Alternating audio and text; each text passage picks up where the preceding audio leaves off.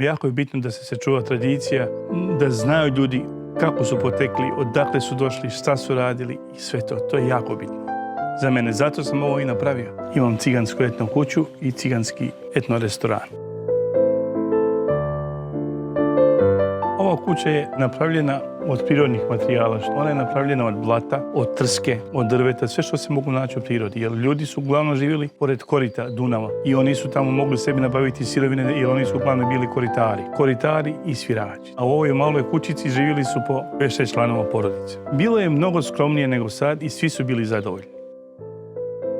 Muzikom su se bavili svi moji, i deda, i tata, i stričevi. Oni su bili jedan od najpopularnijih orkestra. Međutim, ja sam ostao bez oca sa 16 mjeseci. Mene su zabranili da sviram. Završio sam školu. Znači, radio sam, kosio sam trsku, bio sam kočijaš, bio sam svašta u životu. I mama, kad je shvatila da nema od toga nikakvog izlaza, onda je jednostavno mi dozvolila da počnem da sviram. Svirao sam i po tim etnom kućama. I onda je došla ideja da napravim ja cigansku etnu kuću, da bi ja mogao da reklamiram kulturu, hranu i muziku Roma.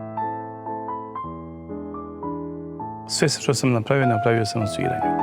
Ponosno sam što sam od ničega uspio da napravim nešto. Mogao sam biti i propalica, mogao sam biti sve, ali ja sam krenio pravim putem. Žao mi je što nisam završio fakultet, jer nisam imao mogućnosti, ali opet život ide dalje.